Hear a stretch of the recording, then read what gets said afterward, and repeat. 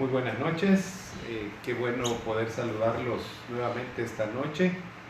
Esperamos que la bendición de Dios Padre, el Señor Jesucristo, su Hijo, nuestro Señor y Salvador, y del Espíritu Santo, esté con cada uno de nosotros este día, que usted haya tenido un buen día, ahí guardadito en su casa, con su familia, en compañía de nuestro Señor. Y esta noche queremos dar inicio a este devocional familiar, y para ello vamos a pedirle a Paul que haga una pequeña oración para introducirnos esta noche. Señor Jesús, te damos las gracias porque nos permites estar en comunión, Señor, y sobre todo poder escuchar tu palabra, poder atesorar lo que nos habla, Señor, a través del pastor, Señor, y te pedimos de que hoy podamos escuchar y poner en práctica cada enseñanza, Señor Jesús. Bendecimos a cada hermano desde la comodidad de su casa, Señor, en el nombre de Jesús. Amén. Bueno, vamos a continuar hablando del tema que nos interesa, conocer a Dios. Todos estos últimos temas que hemos estado dando están hablando acerca del conocimiento de Dios. Ese es el tema general. Cada día vamos teniendo un tema. Hoy este día yo le puse al tema 3 en 1, o Dios es 1 y 3. En matemática hay un dicho que dice: el orden de los factores no altera el producto. Si usted suma 5 más 9, 14, y 9 más 5, 14. Si usted multiplica 5 por 9, 45, y 9 por 5 son 45. O sea, el producto no se ha alterado, sigue siendo el mismo. Entonces, cuando yo digo 3 en 1, y 1 y 3, o sea, Dios es 1 y 3, está hablando de lo mismo. Yo quiero esta noche que usted me acompañe, vamos a tomar 3 versículos como porciones, bases. El primero está en Mateo 28, 19. La segunda es Deuteronomio 6, 4. Y la tercera es Marcos 12, 28, 29. Ya se las voy a repetir en la medida que vayamos viéndola cada uno. Empecemos con Mateo 28, 19. ¿Qué dice Mateo 28, 19?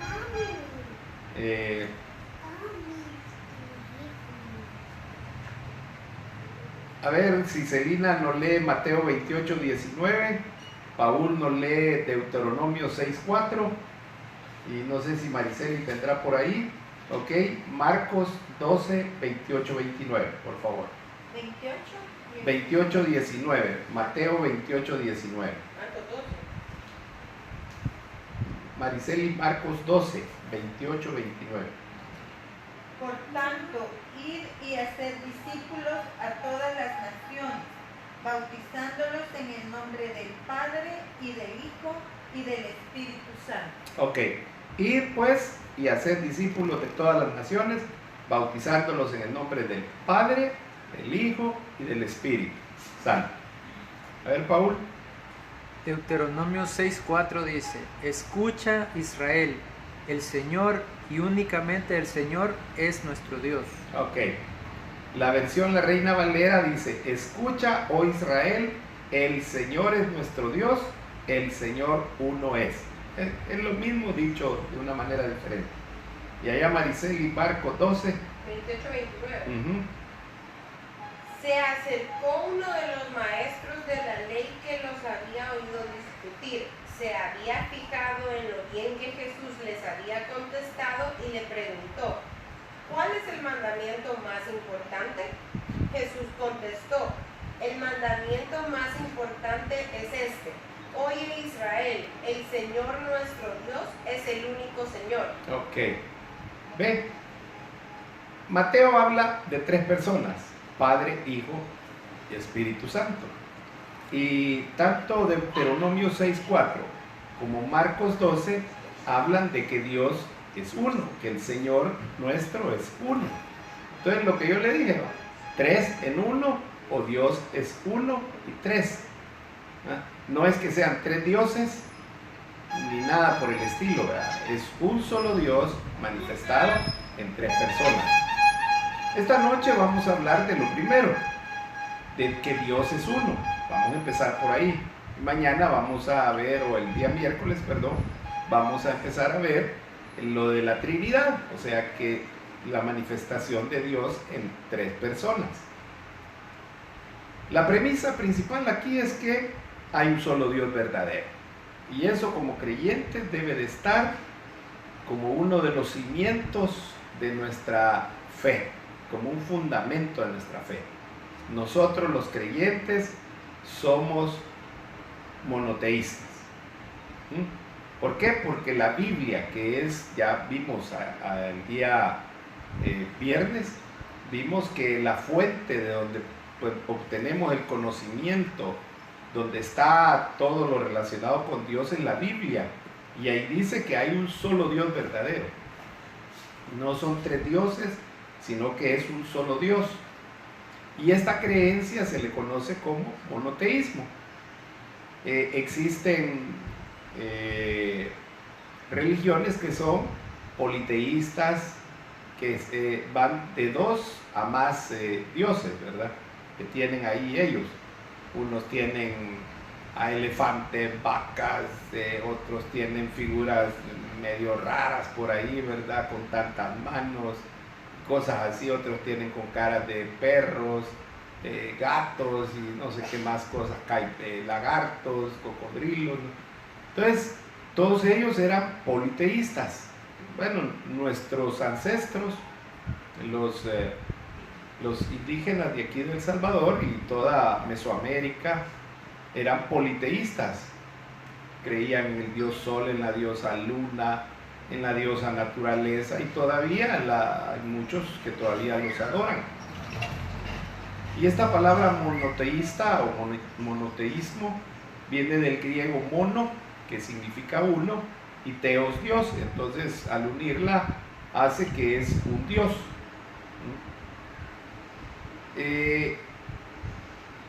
Entonces, la fe cristiana es monoteísta. Nosotros no creemos en más que un solo Dios. Entonces, ¿qué se manifiesta? Como hemos dicho, en tres personas: en el Padre, en el Hijo y en el Espíritu Santo. Como leímos Deuteronomio 6:4, dice: escucha, oh Israel, el Señor nuestro Dios, el Señor uno es.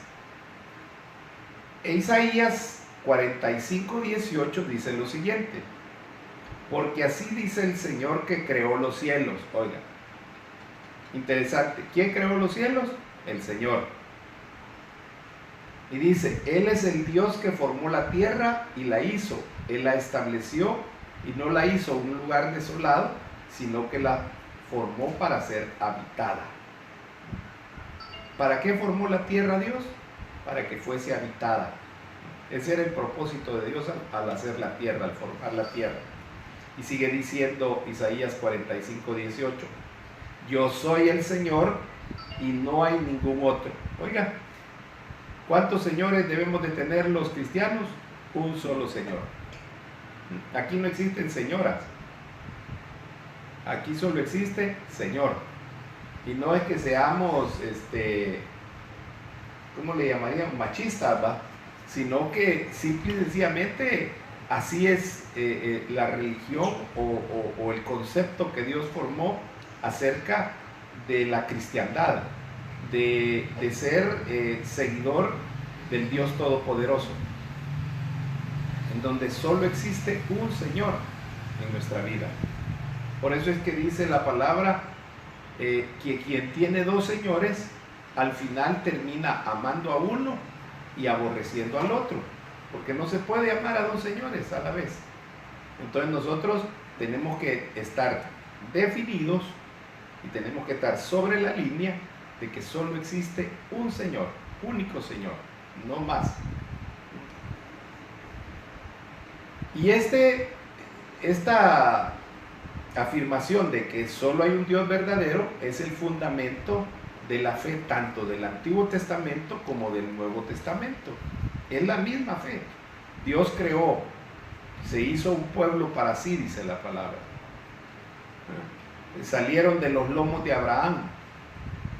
Abraham tuvo que creer en el Dios verdadero.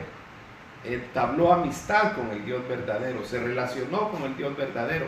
Y en la medida que fue saliendo las generaciones, se fue creando el pueblo. Y ese pueblo llegó a creer, a adorar, a amar, a reverenciar, a bendecir a un Dios, un solo Dios. Por momentos dice la palabra que se iban tras otros dioses, pero Dios tenía que traerlos y entonces venía Dios y tenía que hacer cosas con ellos para que ellos recapacitaran y volvieran al camino. Pero lo interesante es que en el Antiguo Testamento el pueblo de Israel reconoce un solo Dios, y en el Nuevo Testamento Jesús predicó acerca de un solo Dios. Los apóstoles predicaron acerca de un solo Dios. Los discípulos compartían la palabra de un solo Dios, del Dios verdadero. Entonces es la misma, es el fundamento de nuestra fe, o es uno de los fundamentos de nuestra fe, creer que solo tenemos un solo Dios. Ahora, hay algo interesante aquí en medio de todo este juego de palabras. En el hebreo, la palabra que define uno o un es la palabra echad, así como se oye, E-K-J-A-D, echad. Y esa se refiere a una unidad de más de una persona. Oiga esto, parece un tanto ilógico, ¿verdad? ¿Cómo puede ser una unidad de más de una sola persona? En Génesis 2:24 dice la palabra de la siguiente manera: por eso el hombre dejará a su padre y a su madre para unirse a su esposa, y los dos llegan a ser como una sola persona. Entonces, ¿cuántas personas eran? Dos. Adán y Eva. Dos. Pero dice la palabra que llegan a constituirse en una sola persona, una sola carne. Entonces, en el hebreo tiene esa situación, esa acepción de que cuando se habla de uno, puede ser más de una persona. Por eso es que Dios es uno, pero manifestado en tres personas. Y en estas 3:1 dice la palabra de la siguiente manera: cuando llegó el 7º mes y los hijos de Israel estaban ya en las ciudades, el pueblo se reunió como un solo hombre en Jerusalén. Oiga, vuelve a darnos otra vez el concepto de unidad, de uno. Entonces el pueblo es como una persona, como un todo, como un solo, ¿verdad? Esto lo vamos a entender un poquito mejor cuando hablemos ya de la Trinidad, pero yo quería aclararle esto porque la cuestión es que a veces la gente dice, pues sí, pero ahí dice que son una sola persona, pero son dos, sí. Por ejemplo, Celina y yo, que somos esposos, o Paul y Mariceli, o ahí usted con su pareja de esposo, ustedes son dos personas que tenemos pensamientos diferentes, gustos diferentes, actitudes diferentes, pero en Dios somos una sola carne. Por eso es que dice que si yo hablo mal de mi cónyuge, entonces estoy hablando mal de mí mismo, parafraseando lo que se dice en la palabra. Si yo repudio a mi pareja, me estoy repudiando a mí mismo. ¿Por qué? Porque somos una sola carne.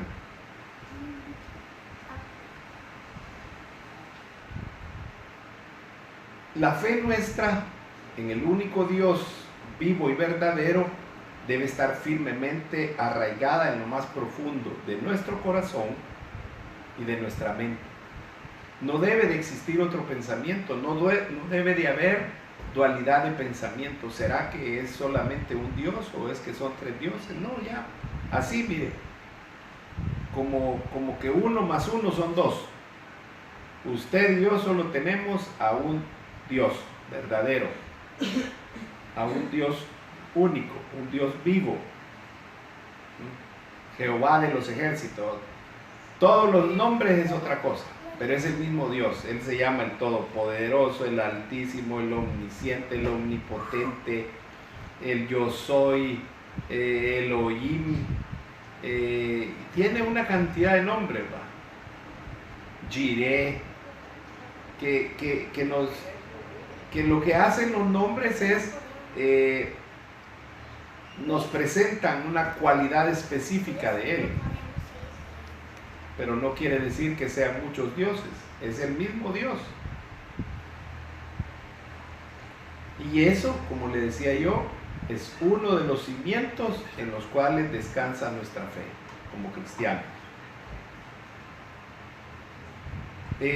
Debemos también de aprender a reconocer que el Dios de la Biblia, el Dios nuestro, no es un Dios de un lugar o de un reino determinado, como es la creencia o como es el pensamiento de muchas religiones paganas o deidades paganas, ¿no? Por ejemplo, tal Dios es de allá de la India, o tal otro Dios es de la China, o tal otro Dios es de otro lugar, ¿verdad? O de una región determinada de cada uno de esos países. No, el Dios nuestro es Dios del cielo y de la tierra, como leímos anteriormente aquí en quiero ver, sí, dice que el que creó los cielos en Isaías 45:18, que creó los cielos y también formó la tierra. Entonces el mismo Dios es el de allá arriba como es el Dios de aquí abajo en la tierra. No son dos dioses, es el mismo Dios. Entonces cuando la palabra habla en este contexto de cielos y tierra, está hablando de todo el universo, es una representación de todo el universo, ¿no? Porque hay tres cielos por lo menos: el cielo este que nosotros vemos, el cielo que está sobre las nubes o sobre el cielo que divisamos, y está el cielo donde está la habitación de Dios. Entonces imagínense, sería un Dios para el tercer cielo, un Dios para el cielo intermedio, un Dios para el cielo de la tierra, ¿no? Es el mismo Dios. Entonces cuando la palabra habla de cielos, está hablando de todo el universo, de todo el cosmos, incluyéndose la tierra. Entonces aquí dice cielos y tierra, y entonces están representando a todo el universo, y hablando del universo material y del universo espiritual. Deuteronomio 4:39 dice lo siguiente: por tanto, reconoce hoy y reflexiona en tu corazón que el Señor es Dios arriba en los cielos y abajo en la tierra, no hay otro. ¿Qué nos dice este versículo? Nos pide dos cosas. La primera es que reconozcamos hoy, este día, que usted y yo reconozcamos que el mismo Señor que es de ahí arriba es el Señor de aquí abajo. Y segunda cosa que nos pide que hagamos es que reflexionemos en este Dios, en esta verdad, que es el mismo Dios de los cielos que el de aquí abajo en la tierra. Entonces, ¿qué conclusión sacamos? El versículo nos lo da, que no hay otro Dios, porque es el mismo Dios. Entonces, yo podría asegurar esta noche que todos los demás dioses no existen. Son invenciones del hombre por una necesidad que tiene de reconocer a un ser supremo. Claro, cualquiera me podrá querer refutar lo que estoy diciendo, porque me va a decir, por ejemplo, un musulmán me va a decir, ¿cómo se llama el Dios de los musulmanes? Alá. Entonces me van a decir, Alá sí existe, aquí está en el Corán. Claro, es el libro sagrado de ellos, así como la Biblia es para mí y para nosotros. Pero nosotros que conocemos la verdad, sabemos que el Corán no es un libro inspirado por el Dios Todopoderoso. Y aunque tiene algunas partes que se parecen y que te citan mucho de lo que la Biblia dice. Y de ahí hay otra cantidad de libros en donde se describen a los diferentes dioses. Hace poco salió por ahí un juego que creo que la mayoría lo jugamos y no lo hicimos con la intención de crear un avatar, sino de jugar con una caricatura, ¿verdad? Yo así lo tomé, o sea, de hacer una caricatura de mi persona. Y de repente salieron ahí definiciones y entonces diciendo que una cantidad de cosas, ¿verdad? No estoy en contra de lo que han publicado, ni tampoco estoy a favor de lo que han publicado. Lo que tenemos que tener es cuidado de con qué intención hacemos las cosas.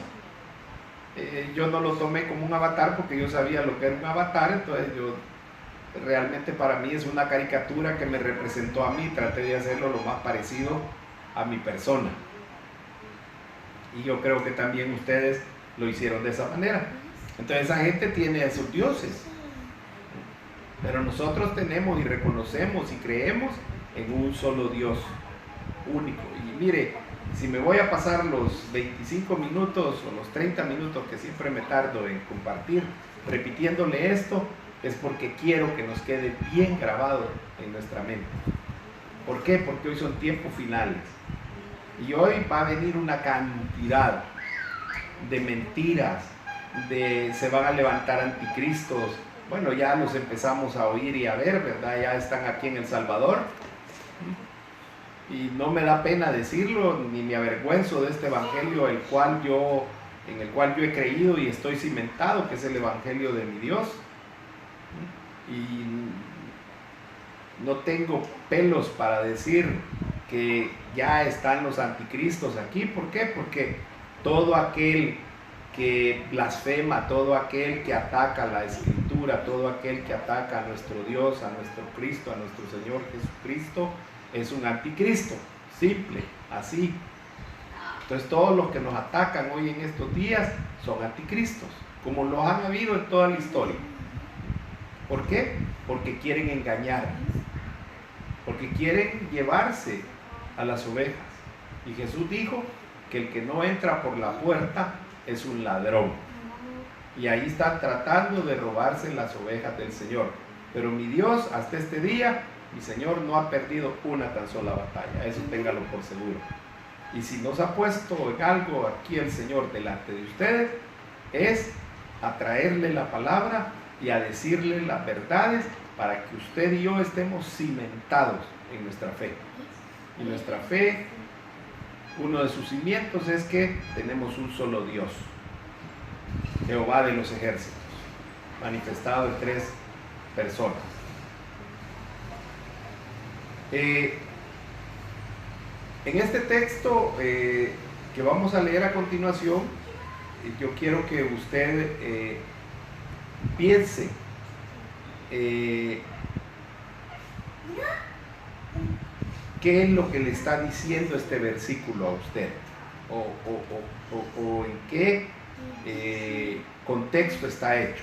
Está pues Isaías 43:10 dice lo siguiente: vosotros sois mis testigos, declara el Señor, y mi siervo a quien he escogido, para que me conozcáis y creáis en mí, y entendáis que yo soy. Antes de mí no fue formado otro Dios, ni después de mí lo habrá. Oiga, se lo repito.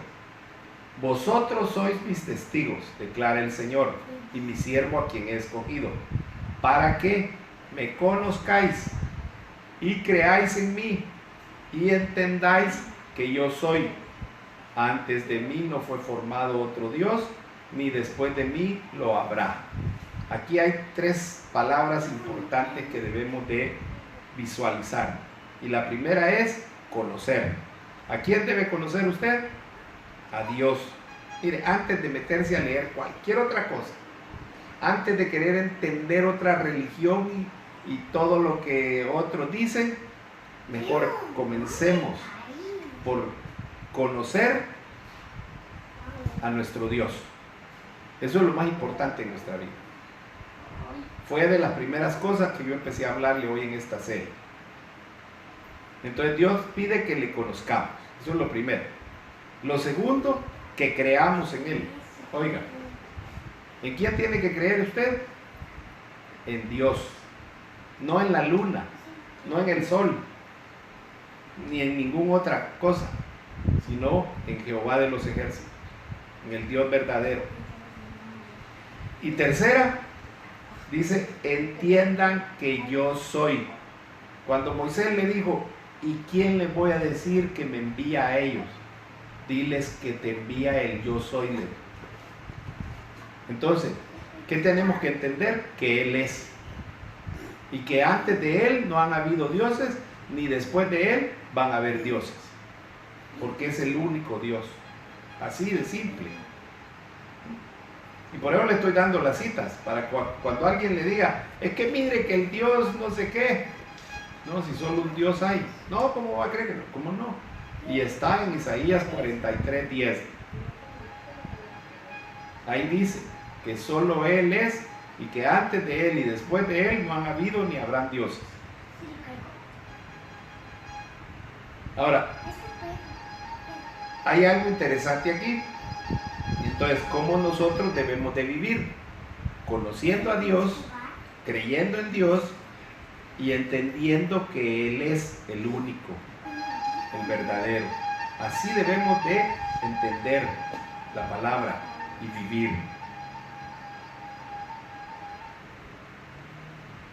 Quiero terminar con este versículo que está en Éxodo 20, del 2 al 6.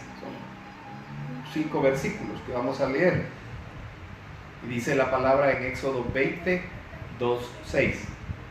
Yo soy el Señor tu Dios. Oiga, mire cómo comienza. Yo soy el Señor tu Dios, que te saqué de la tierra de Egipto. ¿De dónde lo sacó a usted y de dónde me sacó a mí? De Egipto, del mundo. De la casa de servidumbre. ¿A quién servía usted? ¿A quién servía yo? Yo sé que servía al diablo. Y me imagino que usted también. Versículo 3. No tendrás otros dioses delante de mí. Oiga, así es que si por ahí todavía tiene la estatuilla de no sé quién que la ponen boca abajo para conseguir novio o novia, denle ya en la nuca, quiébrela. O si tiene la ¿cómo se llama? La que cuelga, ¿ves? De aquí, la medallita del corazón de Jesús, mejor derrítala. No existen otros dioses. No te harás ídolo, ni semejanza alguna de lo que está arriba en el cielo, ni abajo en la tierra, ni en las aguas debajo de la tierra. No los adorarás, ni los servirás, porque yo, el Señor tu Dios, soy Dios celoso que castigo la iniquidad de los padres sobre los hijos hasta la tercera y cuarta generación de los que me aborrecen, y muestro misericordia a millares, a los que me aman y guardan mis mandamientos. Aquí hay una palabra o una frase que está en el versículo 3, delante de mí. ¿Qué significa esa expresión delante de mí? ¿O cómo se interpreta? Es estar delante del rostro de Dios, aunque no lo veamos. Cuando estamos siguiendo a Dios, cuando cumplimos con sus mandamientos, cuando su ley ha sido escrita en nuestro corazón, nosotros, independientemente de donde estemos, en el trabajo, en la casa, en la calle, estamos delante de Dios, estamos frente al rostro de Él, como dijo el cantautor Vidal, cara a cara. Así, eso es lo que está diciendo el Señor. No tendrán otros dioses delante de mi rostro, dice Él. Entonces lo que significa es que solo Él debe ser nuestro Dios y que no debe de existir otro competidor en la lealtad de nuestro corazón hacia Dios. debemos de aprender a ser fieles a Dios.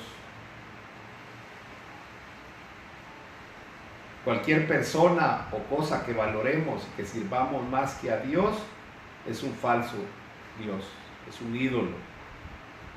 Y nosotros no podemos darnos ese lujo de tener ídolos ni falsos dioses. En nuestro corazón el que debe de habitar es Dios. Y quiero terminar haciéndole esta diferencia. Jesús dijo estas palabras: el celo me consume. Y el celo de Dios no es el mismo celo del hombre. El celo de Dios es porque Él nunca va a renunciar a lo que por derecho es de Él.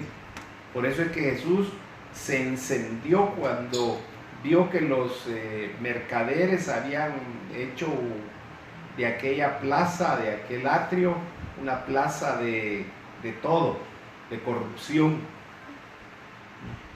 Entonces el celo de Dios, porque era la casa de su Padre, Él no iba a renunciar a eso que era de Él.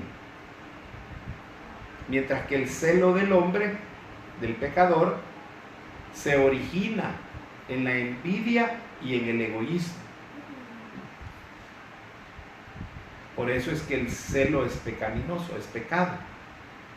Entonces, si usted todavía es celoso o es celosa, y no precisamente de las cosas de Dios, entonces arrepiéntase, ponga su pecado delante de Dios, pídale que lo perdone y que lo libere.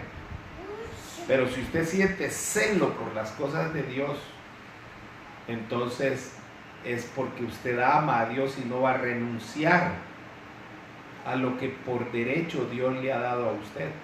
Por ejemplo, la presencia de Él. Esa Dios nos la ha dado a nosotros. Nos ganamos el derecho al creer que Jesucristo es el Señor, estar en la presencia del Padre, la presencia del Espíritu Santo, el tener al Espíritu de Dios dentro de nosotros. Recapitulando,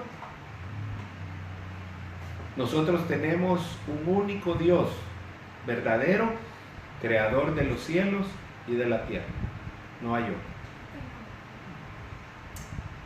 Llegamos hasta aquí, vamos a orar, agradecidos con Dios este día por todo lo que Él ha hecho, agradecidos por la vida de Raúl, ¿ya?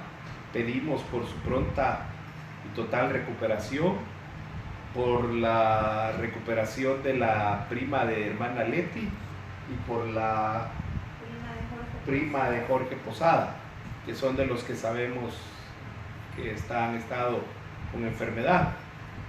Por Ivy pedimos por su recuperación y que pueda seguir las indicaciones del médico, hacer mucho ejercicio, ¿verdad?